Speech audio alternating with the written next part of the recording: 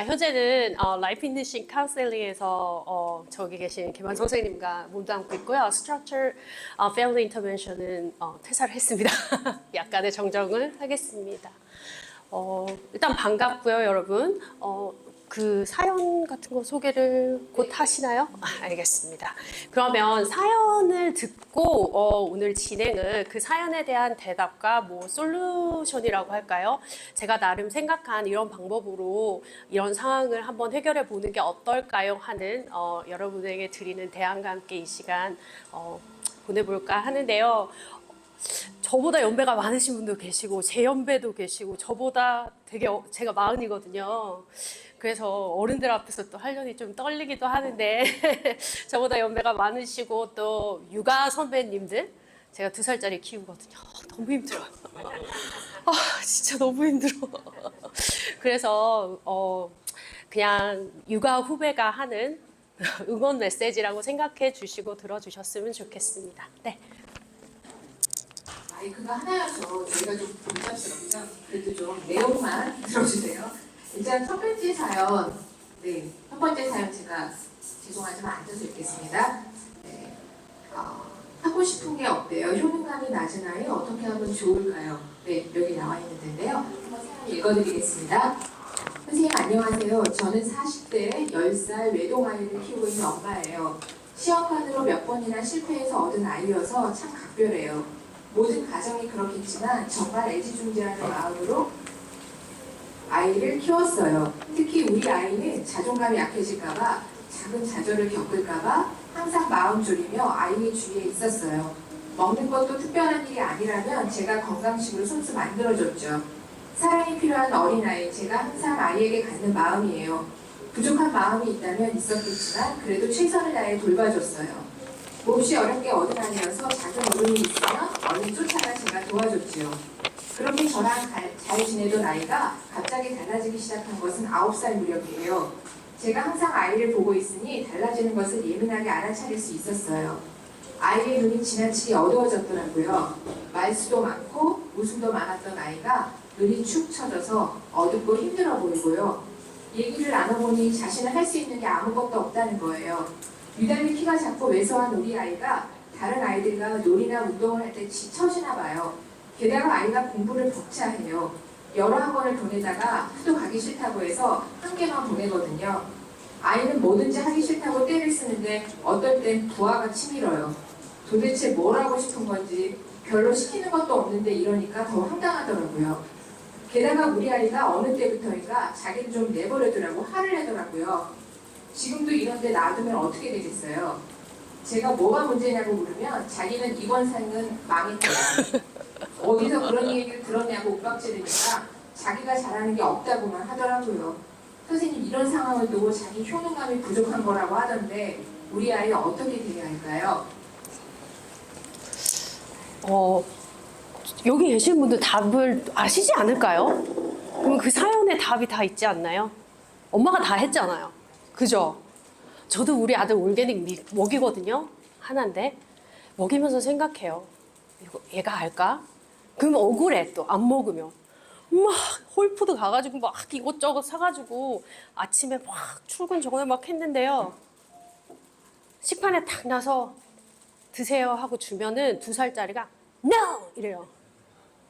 그걸 보면 정말 거짓말 손이 올라와요. 처먹어 이렇게. 이게 돈이 얼마짜리인데 한 접시에 네가 지금 이걸 내가 시간당 얼마를 버는데 지금 내가 여기서 얼마나 열심히 만들었는데 근데요 엄마가 다 해주니까 아이들이 뭘 할지 뭘 잘하는지도 모르는 거예요. 그리고 요새 아이들의 특징을 보면요 하고 싶은 게 없어요. 맞아요. 근데 갖고 싶은 건 또 열나 많아요. 아이폰이 나오면 이건 꼭 가져요. 하고 싶은 것도 없는 것들이 갖고 싶은 거는 또 많아. 저는 그걸 보면서 되게 이질감을 좀 느껴요. 이 아이들이 그러니까 뭘 하지 않아도 갖는다는 걸 먼저 배운 것 같아요. 뭘 해서 갖는 게 아니라 요새는 내가 하지 않아도 성적 좀 떨어지면 당연히 학원으로 집어넣고 그리고 뭐 교우 관계가 안 좋으면 엄마가 교회도 바꿔봤다가 뭐 또 그룹을 바꿔봤다가 막 엄마 단톡방이 터져요 막. 그리고 애가 또 싸우기라도 하면 어때요? 엄마가 개입을 다 하세요. 그러시는데 아이가 뭘 잘하고 뭘 배울까요, 거기서? 그러지 않나요? 그래서 그러면서 저한테 데려와서 우리 아이가 이래요, 저래요 하세요. 그럼 그 아이는 문 닫힌 상담실에서 무슨 얘기 하는 줄 알아요? 우리 엄마한테 말하지 마세요. 하고 지가 하고 싶은 거, 지가 또 못 해봤던 거 이런 얘기 다 해요, 사실. 엄마한테만 얘기하지 않는 거예요. 그래서 우리 아이가 이번 생은 망했다고 하는 건 엄마 너 때문에 망했다고 하는 거예요, 사실. 얼마나 슬픈가요, 여러분. 그래서 이런 아직 아이가 어려요. 10살이에요, 10살. 10살짜리가 이번 생을 망했으면 앞으로 100세 시대 90년을 더 살아야 되는데 망한 인생을 어떡하겠어요. 엄마는 내려놓으셔야 돼요. 학교 문제가 좀 발생하면 아이가 정말 심각한 학교 폭력에 휩싸이면 그거는 우리가 개입을 해야 됩니다. 그렇지만 이 아이가 공부가 성적이 떨어져요. 초딩이에요, 아직. 떨어져도 아이를 지금 잡아주시면 중고등학교 가서 충분히 캐치업 합니다. 근데 지금을 놓치잖아요. 중고등학교 가잖아요. 못해요. 정말 특히 고등학교 올라가면 이미 정말 안타까운 얘기지만 게임은 끝났어요. 대학 입시가 뭐 결승점이라고 하면요. 그래서 중고등학교에 가서 이런 걸 겪는 것보다 저는 초딩인 이 아이가 지금 겪는 걸 엄마가 지혜롭게 엄마 이번 생은 망했어. 안 망했어. 안 망했어. 왜 망하니? 뭐가 망했니? 내가 내려놓으세요. 내가 내려놓고 이 아이들한테 답을 제시해 주지 마세요. 그리고 기다려 보세요. 이번 생은 안 망했다는 걸 알 때가 올 거예요. 아, 진짜 9살, 10살. 어떡하면 좀 미래의 내 모습을 보는 것 같기도 하고 철렁하기는 한데요. 그리고 중요한 게 아이가 어리면 어릴수록 제가 아까 전에도 하고 싶은 건 없는데 아이폰 새로 나온 건 갖고 싶다고 아이들이 다 얘기를 하잖아요. 그 문제가 뭐냐면 제가 왜 아이들이 이럴까를 생각해 봤어요. 그거 봤더니 아이한테 정확한 삶의 가치나 돈의 가치를 알려주지도 않고 다 일단 제공을 해요. 그래놓고 아이한테, 그리고 공부도 그래요. 정확한 잣대나 정확한 기준을 주진 않아요. 엄마 아빠들이. 근데 하는 얘기가 있어요. 너 지금 공부 못하잖아? 추울 때 추운 데서 일하고 더울 때 더운 데서 일한다? 막 이런 식의 약간 협박 비슷한 말씀을 많이들 하세요. 그래서 막연하게 공부는 내가 하면 인생이 풀린다. 이거 너무 막연하지 않으세요? 그러니까 내가 내 자식을 알잖아요. 얘가 어느 정도 똑똑한 애고 어느 정도가 되는 애인지 아신다면 공부는 이 정도까지만 해라는 정확한 선을 주세요. 아이들한테. 만약에 공부에 그렇게 가치를 두지 않고 싶으시다면 공부는 중간만 쳐라. 대신 너가 할 거는 너가 진짜 하고 싶은 걸 찾는 거야. 사실 내 아이가 돈 많고 잘 나가는 자식이 되길 원하는 부모는 다 똑같잖아요. 그런 마음은. 근데 제가 상담을 하다 보면 돈 많고 막 구글 다니고 막 그런 진짜 유명한 기업 다니는데 영혼이 빠져있는 애들이 되게 많아요. 그리고 나쁜 놈들이 되게 많아요. 싹퉁머리도 없고 예절도 모르고 구글도 아니면 뭐해. 예절을 모르는데. 인간 됨됨이가 안 돼요. 그런 자식으로 키우고 싶으시진 않으시잖아요. 그래서 내가 아이한테 심어주고 싶은 가치가 무엇인지를 좀 한번 생각해 보세요. 다 때려 부으시지 마시고 아이비리그 꼭 가야 된다. 제가 아이비리그를 좀 돌아봤거든요. 거기서 성공하는 아이들은 정말 엘리트 코스를 밟은 아이들은 성공도 해요. 근데 끝까지 남는 아이들은 공부가 지가 좋아서 하는 애들이에요. 그러니까 부모가 막 진짜 돈으로 부모가 진짜 그 타이거 맘들이 막 해가지고 아이비리그 어떻게 보냈어요. 다 망가지더라고요. 특히 1학년 들어가서 현타가 옵니다. 망가져요. 파티 이런 데 몇 번 다니다가 약도 좀 해보고 술도 먹어보고 이러다가 성적 못 따라잡지. 어떻게 학점을 따라잡아요. 그러고 노는데 새 세상을 보고 막 놀다가 현타가 옵니다. 자기는 이제 거의 이제 페일도 뜨고 막 F 뜨고 난리가 나죠. 수업도 못 가니까.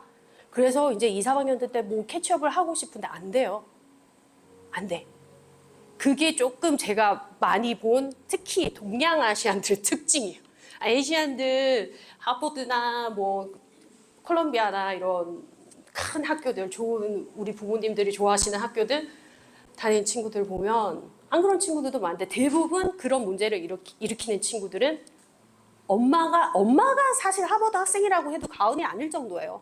진짜 엄마를 데려다 놓는 게 더 공부를 더 잘하겠다 싶을 정도로 아이는 아무것도 할 줄 아는 게 없었어요. 그렇다고 공부 스킬이 고등학교 때까지는 어떻게 주변에서 막 이렇게 해가지고 올라와요. 근데 대학은요, 지가 해야 돼요. 지가 해야 되는데 이게 학습 습관이 누가 시켜서 하는 애들은 밀리기 시작해요. 딸리기 시작.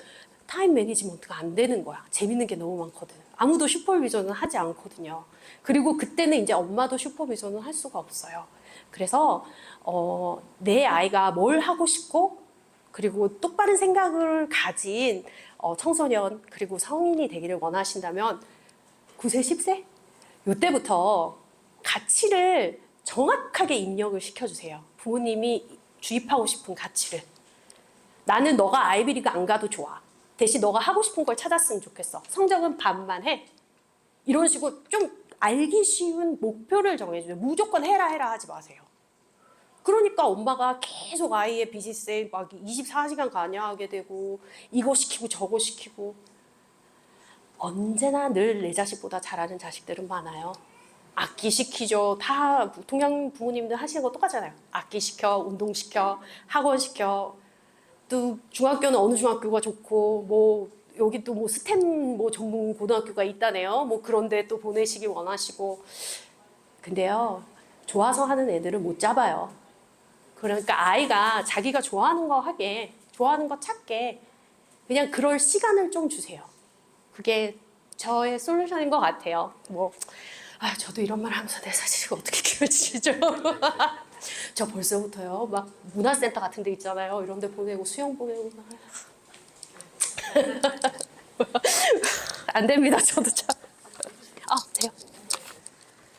네, 두 번째 사연 말씀드리겠습니다. 사연 초는요. 게임에 빠져있는 아들, 미디어에서 벗어나게 하려면 어떻게 해야 할까요? 이런 고민 많이 있으실 거예요. 6학년인 아들하고의 관계가 힘이 들어 고민 상담합니다. 게임에만 너무 빠져 있어서 학교 집에 오면 아무것도 하려 하질 않고 짜증을 너무 많이 내네요. 기본적인 생활 수칙도 지키지 않고 귀찮다고만 하고 항상 누워서 휴대폰을 한다든지 컴퓨터를 하고 하루를 보냅니다. 말로 달래도 보고 휴대폰 압수를 했다가 컴퓨터 전원선을 숨겨서 못하게 해보기도 했지만 그때뿐입니다. 제가 바라는 건 미디어에서 좀 벗어났으면 하는 것 뿐이거든요. 컴퓨터나 휴대폰을 못하면 뭘 해야 할지 몰라 심심하다고 하고 할 게 없다 하고 그래서 방법을 제시를 해줘도 또 그건 싫다고 얘기합니다. 그럼 차라리 밖에 나가서 놀아라, 친구들이랑 자전거라도 타고 오라고 얘기하죠. 주말이 되면 집에 있는 시간이 많아지니 더욱 심각합니다. 제지를 하지 않으면 종일 미디어에 빠져 있습니다. 그래서 주말 되면 한적한 곳으로 일부러 데리고 나가려고 합니다. 집에서보단 덜 하겠지 하는 마음으로요. 또 10마디 하면 8, 9마디는 짜증이 섞어서 얘기를 합니다. 기분 좋게 얘기하고 아들이 미디어에서 벗어날 수 있게 도와줄 수 있는 방법을 알려주세요. 제가 학교를 돌면서 이렇게 강연을 하면 정말 단골 질문이에요. 이거 정말 진짜 빠지지 않는 질문이긴 한데요. 이 질문의 답을 찾으려면 아이들이 왜 게임을 하는지부터 아셔야 될 것 같아요. 그래서 이렇게 보시면 혹시 뭐 청소년 아이를 가지신 분 손 들어보세요. 여기 청소년 자녀 있으신 분, 청소년 자녀 이렇게 다 성인 자녀를 좋으시겠습니다. 끝나서 아니 안 끝나죠. 시집장가 보내야 되니까. 그것도 끝났으면 또 이제 손자 손주 봐주고 그러지 않은가요? 여튼 이 보면은 게임하는 아이들이 보면 막 만사가 귀찮아 죽을 것 같아 싫어 아무것도 하기 싫어 이러다가 컴퓨터 앞에 딱 앉으면 눈빛이 초롱초롱해져요. 정말 신기하게도 모든 에너지가 생깁니다. 이 아이들이. 그래서 막 게임을 해요. 근데 제가 이 모든 이야기를 시작하기 전에 만약에 그 사연 속의 아이가 학교 공부 다 하고 숙제도 다 해놓고 뭐 성적도 그냥저냥 가는데 게임을 해요. 이거는 엄마 잘못이에요. 엄마가 문제가 아닌 걸 문제로 만드는 거예요. 그렇지 않아요? 우리도 하루 종일 일하고 집에 가면 드라마도 좀 보고 싶고 뭐 맥주도 한잔 하고 싶고 그러시잖아요. 근데 얘네들은 하루 종일 학교 갔다 왔는데 또 여기서 공부를 하라 하고 숙제도 다 했는데, 그러니까 계속 뭔가에 똑같은 거에 연속이잖아요. 그래서 얘네들은 다 할 거 하고 쉬는 애들한테는 적용이 안 되는 얘기예요. 저는 그런 아이들한테는 뭐라 하지 말라고 얘기를 해요, 사실. 물론 다른 여가 생활 하면 좋죠. 밖에 나가서 놀라고요. 어디 가요? 어디 가요, 아이들? 갈 데 없어요. 뭘 가요? 그것도 한두 번이지. 청소년들 뭘 가서 막 돌아다니고 한두 번이죠. 그렇잖아요. 그래서 할 거 다 하는 아이들한테는 뭐라 하지 맙시다. 가 저의 일단은 솔루션이고요. 일단은 게임에 쉽게 빠지는 이유를 제가 생각을 해봤어요. 근데 여러분들 다 공부해 보셨잖아요. 학교 가고. 근데 공부는 열심히 해도 막 팍팍 오르지가 않아요. 이렇게 살살 쌓아 올라가는 거예요, 공부는. 그러니까 약간 수행하듯이 꾸준히 공부 교과서 위주로 뭐 이런 식으로 이렇게 하면서 해야, 꾸준히 해야 성적이 쭉 올라오고, 또 노력과 나의 기본적인 머리와 뭐 모든 것들이 받쳐야 되는데, 게임을 해보신 분들은 아시겠지만 게임은 좀만 투자하면 레벨이 팍팍 올라갑니다. 이게 뭐 캔디 크러쉬 이런 거 하시죠, 어머님들도? 안 하시나요? 저 몇천 레벨까지 올라가 있습니다, 지금. 레벨 1부터 시작해 몇천 레벨 쌓았어요. 이게 소정의 성취감이 대단합니다. 정말로요. 그러니까 공부는 막 해도 이렇게 갈까 말까고 늘 친구들과 비교가 되고 경쟁이 되는 건데, 게임은 그 세상 속에 들어가면 레벨업이 빡빡 되고요. 그 성취감이 너무 좋고, 아이들도요, 좌절을 느껴요. 아이들도 회의감을 느껴요. 거기서 보상을 받는다는 생각을 저는 해봤어요. 그러잖아요. 게임은 앉아있으면 잘 돼. 이게 재미도 있어. 안 빠질 이유가 없는 거예요. 밖에 안 나가도 돼. 엄마 몰래도 할 수 있어, 더군다나. 그래서 저한테 오는 애들 중에 몇 명은 몇천 불을 현질을 하는 친구들도 있어요. 그래서 부모님들한테 질질 끌려와요. 그래서 저는 그 마음을 알거든요. 어떻게 뭐 너 뭐 하냐? 레벨은 몇이냐? 이렇게 하고, 그래, 현질할 만하네 싶어요, 진짜. 근데 이 아이들은 뭔가를 보상을 받고 싶어 하는 거예요. 현실에서 무언가 안 풀리는 것을 레벨업으로. 그게 하나의 이유고요. 그리고 아이들마다 기질이 틀린데 주의력 결핍이 있는 아이들은 특히나 중독에 노출이 쉬워요. 그리고 게임 중독도 헤로인 중독, 코카인 중독, 알코올 중독이랑 똑같아요. 내 속을 파보면요. 그러니까 모든 중독은 뇌로 들어가면 그 메커니즘은 똑같다는 말이죠. 그래서 이건 치료를 해줘야 돼요. 중독이라는 저희가 선을 그을 때, 진단을 내릴 때 어떤 진단이냐면 펑셔널 하느냐 안 하느냐로 저희는 진단을 해요. 이게 병이고 병이지 않느냐. 그러니까 제가 처음에 말씀드렸듯이 아이가 공부도 다 하는데 게임해요. 얘는 중독 아니에요. 그냥 게임을 좋아하는, 게임을 많이 하는 아이예요. 그런데 이 아이가 게임으로 학교도 안 가고 밤낮이 아예 바뀌어버리고 공부는 아예 내려놓고 씻지도 먹지도 않고 게임만 해요. 얘는 치료받아야 돼요, 정말. 우리 알코올 중독 있는 아저씨들이 막 가서 센터 가서 중독 그 치료받듯이 얘도 받아야 되는 거예요. 심하면 약도 먹어야 돼요. 근데 근본적으로 이 아이가 뭐가 결핍이 됐고 뭐에 대해서 좌절감과 패배감을 느끼는지를 파야겠죠. 그래서 내 아이가 게임 중독에 들어섰다라고 판단될 때는 일단 전문가를 찾으시고요. 너무 많이 한다 선이라면 아이랑 얘기를 하세요. 야, 내가 봤을 때 너 아무리 할 거 다 하고 한다지 많이 한다. 우리 선을 정하자. 나는 이 꼴 못 본다. 얼만큼 해야, 하루에 얼만큼을 해야 너가 만족하겠니? 네 레벨을 유지하겠니? 물어보세요. 그럼 나는 그러면 하루에 뭐 1시간 할래. 주말에는 그럼 3시간 하고. 이렇게 뭐 아이가 뭔가 자기의 선을 제시할 거 아니에요. 그러면 그거에 대한 협상을 해서 룰을 만드세요. 그리고 점차 줄여가세요. 이걸 인터넷 끊고 이런 거 하시면 안 돼요. 그럼 정말 나중에 카드를 뭐 끊고 막 이상하게 뭐 데이터 쓰고 이럴 수도 있어요. 그러니까 일단은 대화가 중요한 것 같습니다. 일단 아이가 게임을 하는 이유에 대해서 들여다보세요. 이 아이가 뭔가 좀 부족한가? 밖에서 친구 관계가 잘 안 되나? 뭔가 있나? 들여다보시고 정말 줄이고 싶으시다면 점차적으로. 중독입니다. 헤로인 중독, 알코올 중독 갑자기 끊으면 몸이 망가져요. 실려가요. 큰일 나요. 그래서 똑같이 이것도 갑자기 끊어버리시면 아이가 정말 조절이 안 될 수가 있어요, 감정이. 그래서 대화를 통해서 조금 줄여보시라는 점. 네. 네, 게임에 대해서 근데 그게 진짜 조금씩 줄일 수가 있나요? 대화를 많이 하셔야 될 것 같아요. 특히 10대 아이들한테 대화라는 건 대화하는 방법이 되게 중요해요. 그러니까 제가 뭐 다음 이렇게 사연을 또 읽으면서 또 애드할 부분에 애드를 해드리겠지만 아이를 계속 물어보세요. 귀찮다고 하면 그래도 엄마는 알고 싶어. 제가 주로 서제스트 드리는 게 I 스테이트먼트 많이 쓰라고 말씀드려요. 너가 이래서 엄마가 이래가 아니라 나는 슬퍼 얘야. 너가 이러니까 엄마는 참 마음이 아프다. 엄마는 많이 쓰세요. 엄마는 이랬으면 좋겠어. 너가 아니라 내가 이래서 넌 이렇게 바뀌어졌으면 좋겠어. 이렇게 해줬으면 좋겠어. 라는 미국 사람들은 자주 써요. I statement. 그게 싸울 때도 효과적이에요. 큰 싸움 방지하는 방법. 내가 슬퍼. 내가 힘들어 하세요. 네가 잘못했어 보다. 그잖아요. 그래서 그런 대화 방법도 여러 가지 테크닉은 제가 하면서 또 말씀드릴 테니까 다음 사연 갈게요. 그럼. 네, 다음 사연은 분노로 가득 찬 아이 소시오패스일까요? 라는 질문인데요. 이 내용이 조금 사연이 길어요. 한번 들어보시고 여러분도 한번 판단해보세요. 안녕하세요. 저는 11살, 9살 두 아들을 키우고 있는 30대 엄마예요. 저희 둘째 아이 때문에 문의드리고자 해요. 둘째 아이가 분노로 가득 차 있는 것 같아요.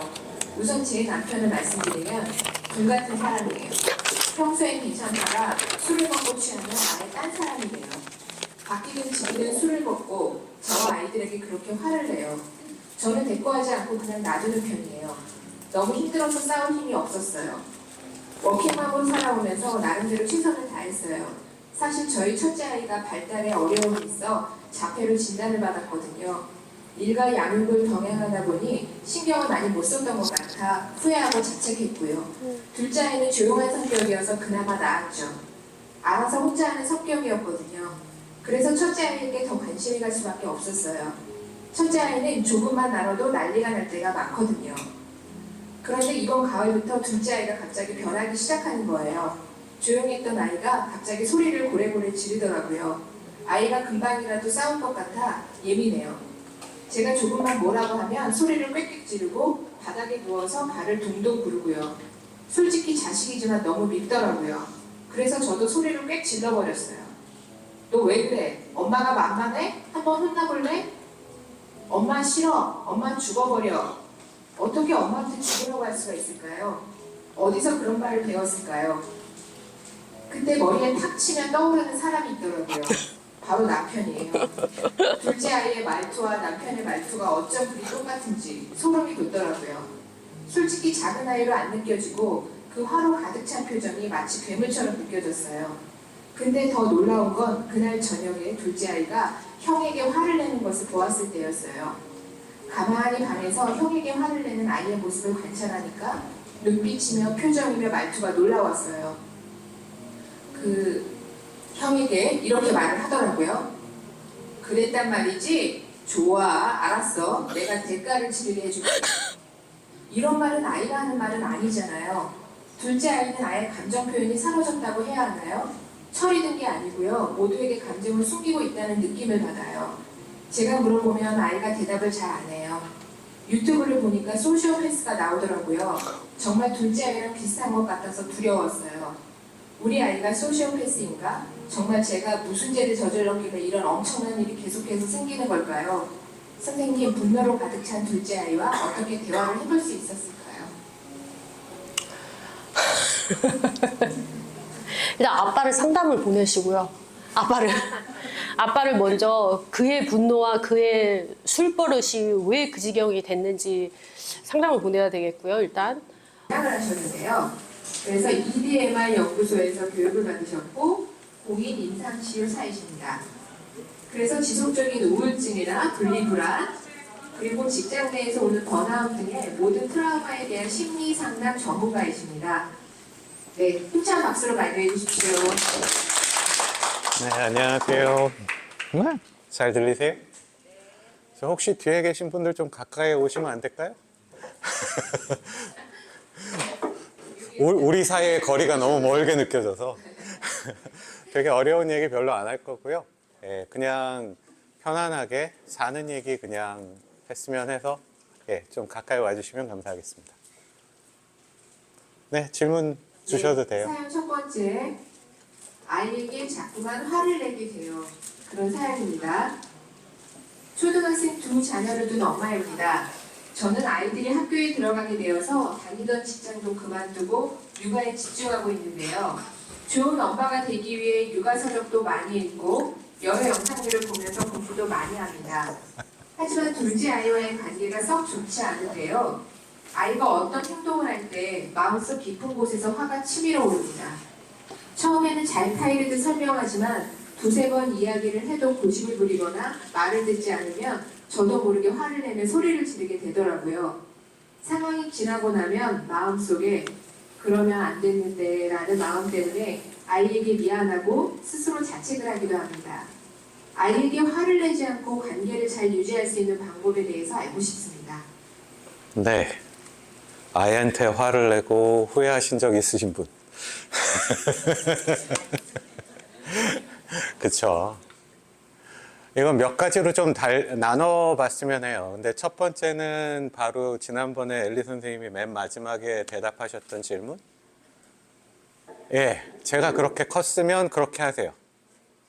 본인 당신께서 부모님한테 화를 막 받고 크셨으면 그대로 하세요. 제가 뉴스웨이브에서 인터뷰하면서 이제 비디오를 한번 찍었잖아요. 근데 제가 하는 말을 영상으로 보다 보니까 와, 우리 형이랑 말투가 똑같다 라는 생각을 했어요. 그러고 보니까 우리 아버지랑 하는 목소리가 똑같아요. 되게 웃기는 게 뭐냐면 예, 사실은 이 머리에 있는 기억보다 이 몸의 기억이 훨씬 더 많아요. 오대조 증조 할아버지 얼굴 보신 분? 없죠? 근데 그분의 얼굴이 어느 정도 나한테 남아있다면 이상한 일은 아니죠. 그렇죠? 우리는 말로 배우지 않아요. 우리는 행동으로 배워요. 모든 동물이 그러하듯이 말로 배우지 않아요. 아무리 엄마가 공부해라 하지만 공부 지질이 안 한 엄마의 아들, 딸들은 웬만하면 공부 안 해요. 자라면서 엄마 아빠한테 맨날 욕먹고 큰 소리 고래고래 지르는 거 듣고 자란 사람은 웬만하면 큰 소리 고래고래 지르고 애를 키워요. 웬만하면. 여기서 인간의 아름다움이 있는 거예요. 내가 깨어나면 그걸 이빨을 꽉 물고 화 안 내고 바꿔야지 할 수 있는 게 인간이에요. 동물은 하던 대로 해요. 근데 인간만 그걸 바꿀 수 있는 가능성이 있어요. 그게 아름답지 않을까요? I'm just being a human. 아니요, 휴먼은 정말 great해요. 어느 생명도 이렇게 바꾸지 못해요. 하지만 우리는 할 수 있어요. 그래서 가끔 오은영 박사님 이렇게 해주죠. 뼈를 깎는 노력으로 하셔야 된다. 이건 뭐냐면 내 습관으로 나오는 걸 내가 알아차려야 된다는 얘기예요. 나도 모르게 엄마 아빠한테 듣던 말 그대로 다시 내 자식에게 되뱉어 주는 게 대부분이에요. 정신건강 공부를 하시면 어떻게 되시냐면 대부분 대대로 내려와요. 나르시시스트 자식 나르시시스트가 되고요. 나르시시스트 자식 또 나르시시스트가 돼요. 대부분 그래요. 그게 하나예요. 첫 번째. 내가 아이한테 화를 막 낸다면 그것도 가능성이 있지 않을까? 라는 게 있어요. 제 생각으로는. 두 번째 문제는 뭐냐면 화가 뭐냐는 거죠. 어느 때 화나세요? 그죠. 내 뜻대로 안 될 때예요. 근데 세상이 얼마나 커요. 사람은 얼마나 또 많아요. 이게 다 내 뜻대로 돼야 되나요? 될 가능성이 있을까요? 나랑 세상이랑 싸워보세요. 내가 이길 가능성이 몇 프로일까요? 1도 없어요. 안 그래요? 내 마음대로 안 되는 거예요. 근데 세상은 내 마음대로 안 되는 게 맞아요. 내가 열심히 자식 교육시키고 내가 열심히 기도하고 모든 자녀들이 다 하버드를 간다면 그 다음부터는 하버드가 무슨 의미예요? 세상은 내 마음대로 안 되는 게 맞아요. 그리고 저는 그게 되게 감사해요. 안 되셔서. 근데 안 되는 것만 봐요. 되게 재밌는 건. 10가지 좋은 일이 일어난 건 안 봐요. 그리고 안 되는 것만 봐요. 내 자식이 내가 아닌데 어떻게 얘가 내 마음대로 돼요? 그보다 더 앞에 건 뭐냐면요. 내 감정과 내 생각인데 내 마음대로 되세요? 내 감정하고 내 생각도 내 마음대로 못하는 사람이 무슨 남의 생각과 남의 감정을 마음대로 해요? 이게 말이 돼요? 안 돼요. 근데 돼야 된다고 생각하세요. 거기서 모든 문제는 일어나요. 화가 많으시다고요? 오케이. 그럼 남편은 마음에 드실까요? 남편 마음에 드시는 분. 죄송합니다. 안 하셔도 돼요? 마누라 마음에 드시는 분. 손 안 드셔도 돼요? 근데요. 이렇게 보기 시작하면 세상이 다 마음에 안 드시지 않아요? 되게 웃기는 게 뭐냐면요. 내가 화가 안 나고 내가 행복하려면 제가 내 맘대로 돼야 돼. 내 남편이 내 맘대로 돼야 돼. 세상이 내 맘대로 돼야 돼. 라고 되게 당당하게 얘기하세요. 근데 행복해지는 가장 첫 번째 요건은 저는 이렇게 말씀드려요. 세상이 뭔 짓을 하더라도 나는 행복할 거야. 내 생각과 내 감정은 내 맘대로 해야지, 최소한. 내가 이 생명을 내 맘대로 할 수 있다면 행복하시겠어요? 미저러블 하시겠어요? 이건 선택이에요. 내 선택이에요. 가장 쉽게 가끔 이렇게 말씀드리는데, 얘가 내 맘대로 돼야만 내가 행복해 라고 하신다면 얘가 내 주인이에요. 저는 얘의 노예예요. 내 남편이 이렇게 해야만 나는 행복해질 수 있다 라고 얘기를 하시는 분이 있다면 나는 남편의 노예예요. 남편이 내 행복의 모든 권한을 가지고 있어요. 안 그래요? 내 과거 때문에 난 이럴 수밖에 없다라고 하시면 과거가 내 주인이에요. 내가 내 주인이 아닌 거예요.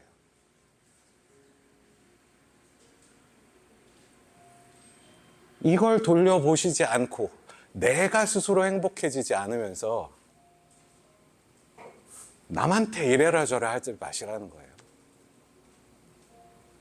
얘는 절대 내 말 안 들어요. 세상은 절대 내가 원하는 대로 되지 않아요. 저는 가끔 이런 비유를 해드려요. 이 인생을 봤을 때 나는 아주 작은 배의 선장이에요. 망망대해에 저는 떠 있고요. 여기엔 수많은 배들이 같이 떠 있어요. 좋은 선장이라면 어떻게 해야 될까요? 최소한 내 배를 잘 알아야 돼요. 안 그렇겠어요? 선장이 이 배가 어떻게 움직이는지 모르면 선장이 아니죠. 그렇죠? 그리고 허리케인이 왔다고, 폭풍이 일었다고, 폭풍 탓을 하고 허리케인 탓을 하고 바람 분다고 파도 친다고 다 탓을 하시면 이 배가 어디로 갈 것 같으세요? 그냥 휩쓸려 다니는 대로 휩쓸리는 거예요. 좋은 선장은 아니 나 이 길로 갈 거야.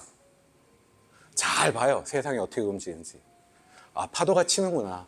9,10월에는 허리케인이 오는구나. 거기에 따라 대비하고 준비하고 움직이는 거예요. 세상은 절대 내 마음대로 되지 않아요. 나는 세상이 뭔 짓을 하더라도 내가 행복하려면 어떻게 반응하고 조치해 가야 되는지를 보는 거예요. 그리고 그렇게 하시는 거예요. 그래야 화가 없어져요. 나 회사 때려치고 자식한테 다 올인하는데 네가 내 말을 안 들어? 이거잖아요. 왜 애가 내 인생에 짐을 져야 돼요?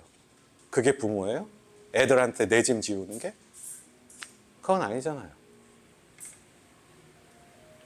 나만 행복해지면 돼요.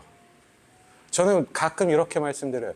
행복하고 안정되고 정서적으로 안정된 엄마 밑에 나쁜 자식 없어요. 내가 행복해지면 남편도 그냥 좋아해요. 내가 행복하면 내 주변 사람 모두가 즐거워요. 미친 듯이 사람 쪼는 사람 옆에서 같이 앉아있고 싶으세요? 아마 남편분들 이런 생각 많이 하실걸요? 와이프가 애 쥐잡듯이 잡으면 좀 그만 좀 해라. 나 네 옆에 있기도 싫다. 안 그러세요?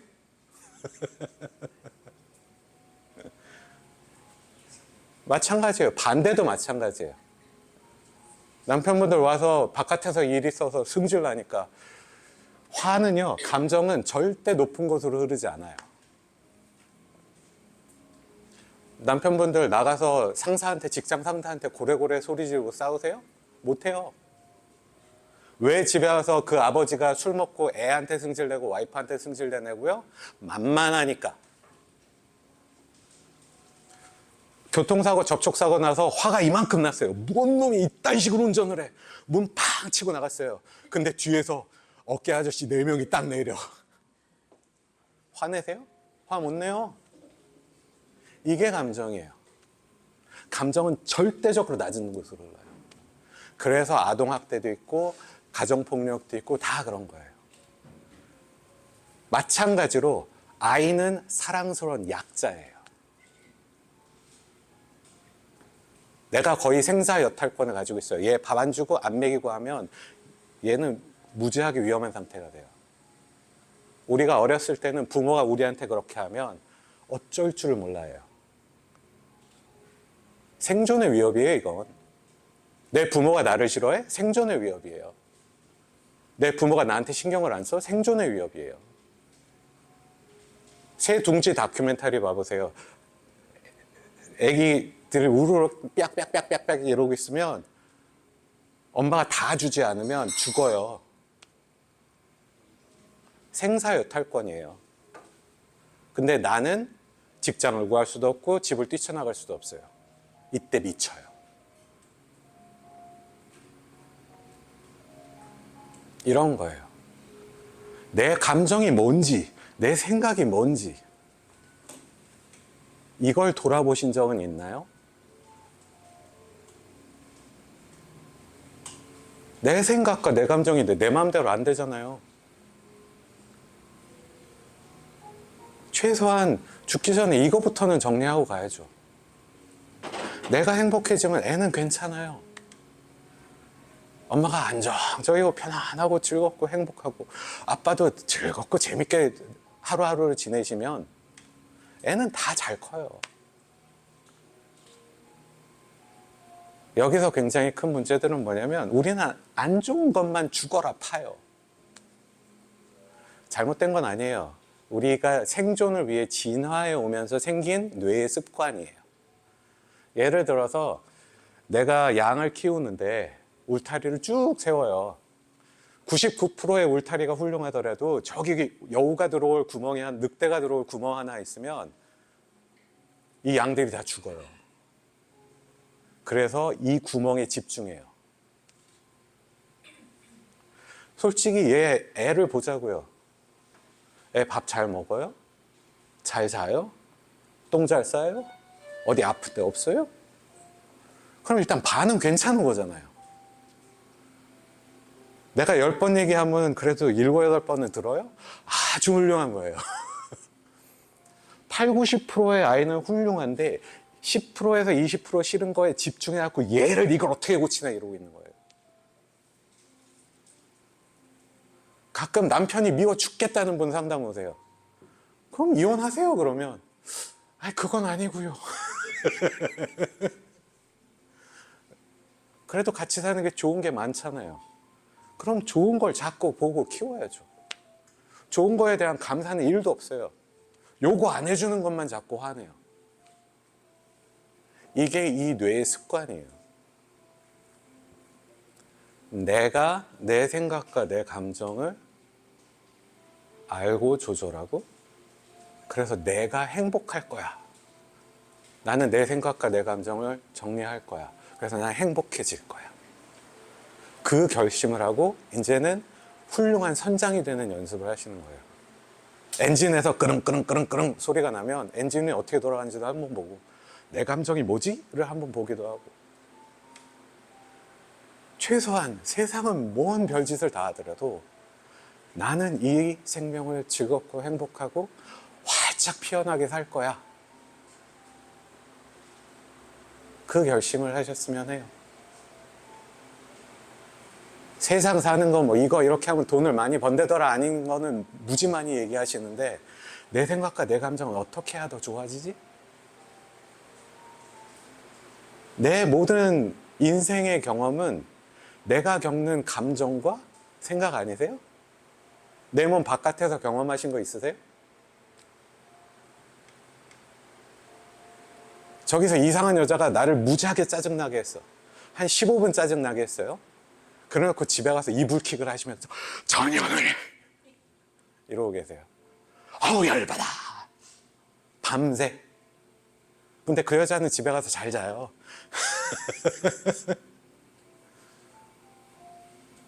내가 독을 마시고 나를 불태우면서 제가 죽길 바래요. 안 돼요, 그렇게.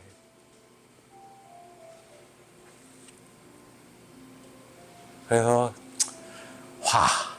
화는 나쁜 게 아니에요. 우리 인생의 모든 좋은 변화의 시작은 화부터예요. 이게 싫어. 그럼 네가 이거 해. 네가 이거 해. 너가 바뀌어야 돼가 아니라 이게 싫어. 하자. 뭐라도. 내가 뭘 하면 이 화는 엄청난 훌륭한 동력이 돼요. 좋은 변화의 동력이 돼요. 근데 이걸 안고 있으면 나를 태워요. 불은 좋은 것도 아니고 나쁜 것도 아니에요. 불은 집을 다 불태우고 사람을 죽일 수 있지만 불은 또 이 추운 날 우리를 따뜻하게 해주고요. 밥도 질 수 있게 해주고요. 요리도 할 수 있게 해줘요. 불은 좋고 나쁜 게 아니에요. 생각도 좋고 나쁜 게 아니고 감정도 좋고 나쁜 게 아니에요. 내가 이걸 잘 쓸 수 있으면 엄청난 동력이에요. 여러분들이 미국에 오실 때 뭔가 마음에 안 들어서 오셨을 수도 있어요. 그 뭔가 마음에 안 드는 게 있을 때 내가 뭘 제대로 하면 이건 엄청난 훌륭한 동력이죠. 근데 뭐가 싫은데 제가 해야 돼, 세상이 바뀌어야 돼 이러고 있으면 내가 타요. 그 여자는 안 죽어요. 내가 죽어요. 이게 원리예요. 내 생각과 내 감정의 원리를 잘 알고 난 이제 행복해질 거야. 내가 선장이 될 거야. 세상이 어떻게 비바람이 쳐도 나는 내 길을 갈 거야. 내가 원하는 인생을 만들 거야. 그 결심을 하셨으면 해요. 그러면 애는 잘 커요. 두 번째 질문 갈까요? 네, 깊은 반성을 하게 됩니다. 두 번째는요, 한인 이민 2세 정체성에 대한 부모님의 가이드 고민인데요. 이 부분은 아까 우리가 읽어서도 했는데 선생님이 또 다른 내용을 좀 드리면 미국에 사는 우리 한인 부모들 또는 부모 한쪽이 인종이 다른 경우 또는 부모 모두 한인 2세의 자녀인 경우 한국어보다는 영어가 더 편해 한국어를 할 줄 모르게 됩니다. 그러다 보면 아이가 커가면서 사춘기를 겪는 중학교, 고등학교, 늦게는 대학교를 가면서 본인의 정체성에 대해 생각하는 계기가 있게 되는데 그때 미국에서 태어난 미국인이지만 동시에 한국인의 뿌리를 가진 본인이 한국어도 잘하지 못하는 본인의 상황을 보면서 부끄러워하기도 하고 본격적으로 자신은 누구인지를 궁금해하고 힘들어하기까지 합니다. 주변에서 이 같은 경우를 자주 접하면서도 정체성에 대해 고민하고 있을 우리 아이들을 위해 부모로서 어떻게 도와주면 좋을까요? 정체성. 부모님 여기서 나 미국 고등학교 나왔다. 손 들어보세요. 없으시죠? 그리고 여러분들이 고등학교 나왔을 때 내가 고등학교 2학년 때 내 반에 성경험이 있는 애가 몇 프로나 될 거라고 생각하세요? 자기 기준으로. 고등학교 2학년 때 몇 프로의 우리 반에 몇 퍼센트가 섹스를 했다. 고2.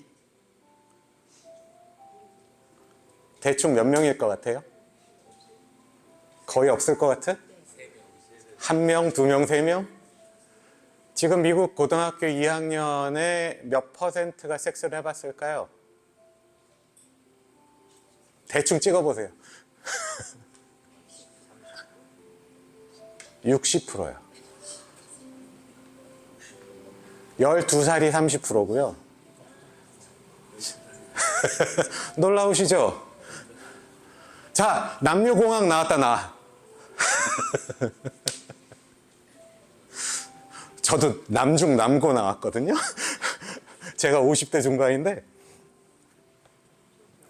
제가 남중 남고 나왔어요. 여러분들이 그 상황을 아실까요? 도와주실 거 없어요. 여러분이 하실 일이 아니에요. 이건 뭐냐면 아기 때는 엄마가 가갖고 아이고 우리 아들 이쁘다, 어유 우리 딸 너무 이쁘다 하면 애가 이래요. 그쵸? 근데 어느 순간이 딱 되면 엄마가 야, 너 너무 멋있게 잘생겼는데 됐고. 이 순간이 되는 순간부터는 뇌가 딱 바뀌어요. 그래서 그래요. 뇌가 바뀌는 이유가 뭐냐면 엄마 말보다는 친구 말이 중요해요. 그러셨죠? 겪어보셨죠? 안 겪어보신 분? 그럼 발달장애예요. 다 겪어야 돼요. 당연하죠. 나는 그래놓고, 나는 그때 그래놓고 왜 애들한테 뭐라 그래요? 그 순간부터는 저처럼 50이 넘은 사람들은 바깥에서 누가 봐도 전 별 신경 안 써요. 미국 실험이 있어요. PBS 다큐멘터리 브레인이라는 걸 보시면 나이대별로 쇼윈도 이렇게 앉혀놔요. 그러면 10대 애들은 아무 생각이 없고요. 10대 미만은 아무 생각이 없고요. 티네이저들은 이러고 있어요. 심박 막 오르고 땀나고 막 이래요. 왜? 얘네들은 세상과의 나와의 객체의 기준을 만드는 거예요, 지금. 예전에는 엄마만 있으면 나도 해 이거였는데 이때부터는 세상과 나의 개념을 잡는 거예요. 나는 뭐지라는 질문을 시작하는 때잖아요. 다 해보셨잖아요. 그 이후부터는 부모가 해줄 건 없어요.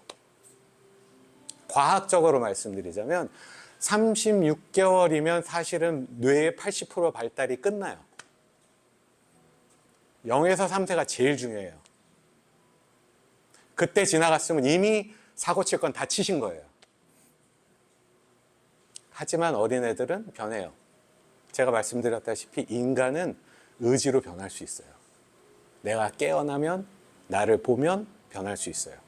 그건 아름다운 점이지만 많은 경우에는 그래서 0에서 3세가 제일 중요해요. 시냅틱 프루닝이라 그래요. 좀 어려운 말을 쓰자면. 그게 80% 완성이 돼요. 그리고 커요. 하지만 애가 딱 사춘기에 들면서 분리를 시작하면 그때부터는 부모가 해줄 게 없어요. 여기 고등학교도 다녀보지도 않았잖아요. 거기서 애들이 어떤 티어로 싸우는지 모르시잖아요. 저는 제가 회사를 다녔을 때, 여기 가까운 킴벌리 클럽 다녔을 때 건물이 한 4, 5층짜리 건물이 8개예요. 그 중에 4개가 비즈니스 매니지먼트 팀이에요. 거기서 4동 다 합쳐서 아시안 전 2명 더 봤어요. 제 레벨은 없어요. 제 레벨보다 한참 아래. 주니어 2명. 끝. 그런 세상 안 살아오셨으면 해줄 수 있는 말이 별로 없어요. 그리고 부모의 의견보다 친구의 의견, 동료의 의견이 더 중요할 때예요, 이제. 내버려 두세요. 애가 한국말을 못해서 부끄러워한다고요? 마찬가지죠. 부끄럽다? 싫다? 질문은 그래요. 그래서 그렇게 싫으면 한국말을 배우든지. 아니에요? 배우기 너무 힘들어. 쉬운 게 세상에 어딨어. 해봐. 배워봐. 이거면 돼요. 영어를 못한다고? 한국말을 못한다고? 내가 한국인인지 모르겠다고? 네 친구들이랑 얘기해봐. 아니면 나를 다르게 보는 백인 친구들? 평균 백인의 비백인 친구는 0.6명이에요. 한 명도 안 돼요. 백인이랑 친구 잘 먹으신 분 여기서 나 백인 친구 5명 이상 된다. 진짜 친한 친구. 그냥 일할 때 만나는 사람 말고요. 없어요. 이게 현실이에요. 그래서 다 한국 교회 가시잖아요. 한국 사람 만나라고. 그런 거예요. 그래서 이 아이가 스스로 헤쳐나가야 돼요. 저는 트라우마를 주로 해요. 기억 정리라는 걸 주로 많이 하는데 굉장히 어려운 트라우마나 뭐 공황장애 되게 복잡한 사람들을 전 주로 봐요. 스몰 트라우마라고 있어요. 어려움. 어렸을 때부터 어려움을 겪어야 돼요. 그때 제일 잘 자라요. 여러분도 여러분 인생을 다 뒤돌아보시면 내가 훅 성장했구나를 느꼈을 때가 모든 게 내 마음대로 다 잘 됐을 때였을까요? 아니면 지독히도 힘든 시간을 내가 버텨왔을 때 나 한 단계 성장했어. 이런 생각하셨어요. 어려운 게 나쁜 게 아니에요. 어려운 게 나쁜 게 될 때는 중간에 멈출 때예요. 자전거를 타는 걸 배울 때를 생각해 보세요. 엄마가 다 붙잡아줘요. 애가 넘어지지 못하게. 걔 못 타요. 손 놓는 순간 그리고 멈춰요. 배우는 걸. 근데 적당히 어렵게 쿵쿵 부딪기도 하고 사실 저보다 연배가 높으신 분도 계시고 제 연배 높으신 분도 계신데 다 어려서 엄마 아빠 없이 애들끼리 나가서 그렇게 미친 듯이 놀고 돌아다녔어도 다 안 죽고 살았잖아요. 안 그래요? 저희 어렸을 땐 그랬어요. 동네에서 그 응답하라 1988 뭐 이런 형식으로 동네에서 미친 듯이 놀다가 저녁 때 되면 밥 먹어! 누구 그러면 하나씩 다 집에 들어가요. 그러고도 살았잖아요. 근데 이상하게 그때는 뼈 부러지는 애들 몇 명 없었어요. 넘어져야 돼요. 넘어져야 일어나요. 일어나서 타고 나면 넘어져서 아팠던 걸 기억 못 해요. 그쵸? 나 이거 자전거 타! 그러면서 멍 한 두세 개 들어갖고 집에 들어오는 거예요. 자랑스럽게 들어와요. 어려움을 겪게 하세요. 겪어야 커요. 결국은 독립해야 될 거 아니에요. 죽을 때까지 끼고 사실 거예요. 그럼 커요. 두세요. 남의 인생이에요. 지 맘대로 살아야죠. 엄마 말 잘 듣는 착한 애들은 절대 엄마보다 나아지지 못해요. 모든 성인, 훌륭한 사람들은 엄마 말 지독히도 안 들은 인간들이에요. 다음 질문 갈게요. 네. 다음 질문은요. 소통의 기술입니다. 오늘 저희 소통 주제랑 맞는 건데요. 사과하고 감사하는 표현인데요. 며칠 전 TV 육아 프로그램을 보다 보니 부모로서 혼내는 것은 교육이라 착각하지 말고 미안한 것은 미안하다고 하고 사과하는 것은 부끄러워하지 말라고 하던데 자식한테 사과하기가 쉽지 않네요. 어떻게 하면 사과와 더불어 고마움의 표현을 잘 할 수 있을까요? 네. 요즘은 너무 기술의 시대가 됐어요. 어떻게 하면 쉽게 할까? 그쵸? 병원 가면 우울증 있으면 야 여기 우울증 약. 그 세로토닌이거든요. SSRI, Selective 그런 게 있어요. 근데 세로토닌 약을 줘요. 그게 항우울증이에요. 90%의 세로토닌이 어디 있는지 아세요? 뇌에는 10%밖에 없어요. 90%의 세로토닌이 어디 있을까요? 장에 있어요.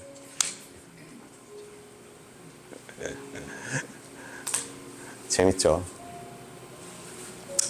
내가 즐겁고 내가 편안하고 이 장이 잘 움직이면 인스턴트 음식 많이 먹지 말고 제대로 된 음식 먹고 설렁탕도 미원만 낸 거 먹지 말고 제대로 푹 고운 설렁탕을 들어야 몸이 좋아져요. 그쵸? 예. 근데 이걸 대충 살랑하려면 고기 몇 덩이 얹어놓고 좀 이따가 미원 팍 뿌려갖고 나오잖아요. 몸에 좋겠어요? 이 몸은 원리가 있어요. 너무 쉽게 가려고 하지 마세요. 소통의 기술 배우려고 하지 마세요. 기술은 언제 쓸 수 있는, 뭘 얘기하냐면 정말 행복하고 편안한 사람들이 하는 걸 봤더니 그렇게 하더라예요. 이게 기술이에요. 내가 즐겁고 행복하고 하루하루 20% 어려운 일이 있으면 20% 어려운 일에 집중하지 않고 80% 훌륭한 일에 충분히 기뻐하고 20%좀 고쳐야 될 건 20%만 신경 써서 고치고 내 생각과 감정이 즐겁고 편안한 상태가 되면 말이 고울까요? 거지 같을까요? 원리예요, 이게. 이게 원리예요. 두통 있으면 타이레놀 땡. 냄비가 팍 넘치면 찬물, 우리 국수 삶을 때 그러잖아요. 찬물 한 컵, 뽀로로 가라앉나요? 5분 있다가 부르르르르 불을 꺼야죠. 원리예요. 인생의 원리를 보고 계십니까? 내 생각과 내 감정이 마음대로 됩니까? 내가 편안하고 80% 좋은 일에 80% 기뻐하고 20% 나쁜 일에 20% 화내고 좋은 일 있으면 웃고 슬픈 일 있으면 울고 이게 낫지 않아요? 이러고 난 몰라. 난 절대 안 울어. 이게 더 좋으세요? 아니면 맨날 울어. 이게 좋으세요? 그래서 기술 좋아하지 마십시오. 쉽게 꼬리곰탕 끓이지 마십시오. 뭉근하게 푹 꼬아내시는 그런 곰탕이 몸에도 좋아요. 그렇게 푹 끓여준 옛날 할머니 곰탕을 딱 먹고 나면 으흐 속이 풀려.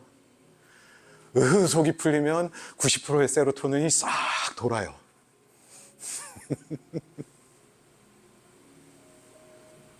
이게 원리예요. 그래서 기술 너무 바라지 마세요. 백날 10가지 뭐 적어놓고 유튜브에서 누가 얘기한 거 적고 하셔서 해보신 적 있어요? 실제로? 없잖아요. 그럼 왜 그 짓을 또 해요? 이 생명이에요. 이 생명 제대로 즐겁고 편하게 하시는 게 첫 번째예요. 아, 그거 너무 이기적이지 않아요? 아니요. 필요하시면 이기적 유전자라는 책을 권해드립니다. 동시에 그냥 생각해 보세요. 어떤 사과나무가 세상에 더 많은 기여를 할까요? 아, 남들 햇빛 못 받으면 안 되니까 멈춰야지. 남들을 위해서 모든 기운을 짜서 사과를 만들어야지. 이런 사과나무하고 아니, 나는 뿌리 내 마음대로 다 뻗을 거야. 나 같이 내 마음대로 다 뻗을 거야. 어떤 사과나무가 더 많은 사과와 더 많은 좋은 그늘을 만들어 줄까요? 남 고민하지 마시고 과거 고민하지 마시고 오늘 나가 행복해지시겠습니까? 오늘 내가 편안하고 행복하면 말도 이쁘고요. 표정도 좋고요. 내가 즐거우면 옆에 사람들이 와요. 기분 좋은 사람 옆에 가고 싶으세요? 아니면 하고 쥐어짜고 있는 사람 옆에 가고 싶으세요? 개, 고양이도 그래요. 개, 고양이가 나한테 안 오고 남편한테만 간다. 내 감정을 아주 정말 열심히 고민하셔야 돼요. 개, 고양이가 제일 먼저 알아요. 개, 고양이도 아는데 애가 모르겠어요? 말이 되는 소리를 해야지. 그러고 기분 나빠 있는데 우리 아들 이뻐. 그게 제 소리로 들려요? 말로 안 배운다니까요. 엄마 아빠 앞에서 싸우지 마. 아니요. 앞에서 안 싸우고 저 옆방 아니면 저 집에서 5분 거리인 커피숍에 가서 연락 싸우고 와도 애들 다 알아요. 3살짜리 애도 다 알아요. 엄마 아빠 기분이 안 좋구나, 둘이 사이가 안 좋구나, 다 알아요. 페이크 기술하지 마세요. 절대 안 먹힙니다. 짧게는 먹힐 수 있어요, 구라는. 근데 얘는 하루 이틀 볼 게 아니거든요. 다 알아요. 거짓을 하시면 거짓만 배웁니다.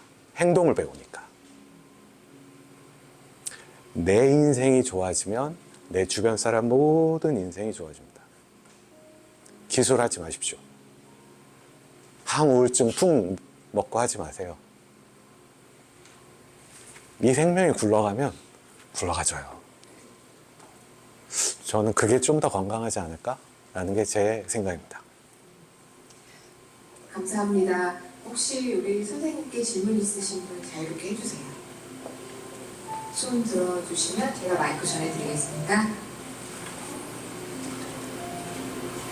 죄송해요. 별 재미없었어요? 그때 말씀대로 저희 학창시절에 질문산 손들라고는 안 했잖아요.